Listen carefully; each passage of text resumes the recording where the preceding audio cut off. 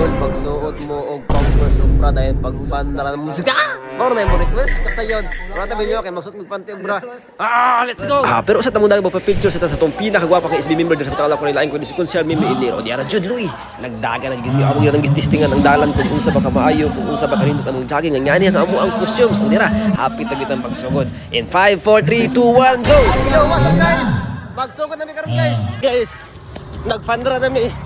Naka-bra, naka-pampers. Pero hindi pa man kami naka 500 meters, nakakapoy naman kami, oy. Wala naman kaming hangin. Ako ko yung isa. Wala na. Minis na. Uy, naigo na dito. Mimi kanina, ulahira. Sabi. Vlog naman yung hagod. Napakapoy talaga. Maghanap ng pera. Naman yung hagod.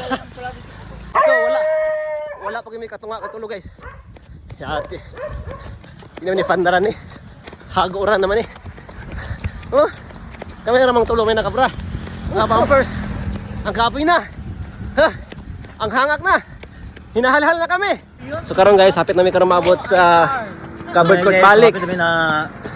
Kuyog na mo pilangga nga SB member. So kaban guys Si Ma'am Ate Mimi. Ate Mimi Iniro.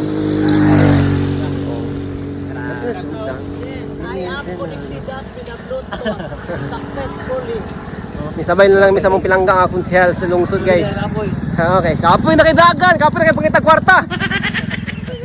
So naabot na mi sa finish line. Number 1 mi. Number 10 ko. Number 9 siguro ko. Number 9 ko na uban to, ulahay pa kayo. So dira ta taman mga dog no kay kapoy na kayo og edit husto na. Reels na ni, pwede na ni post ni reels na ni.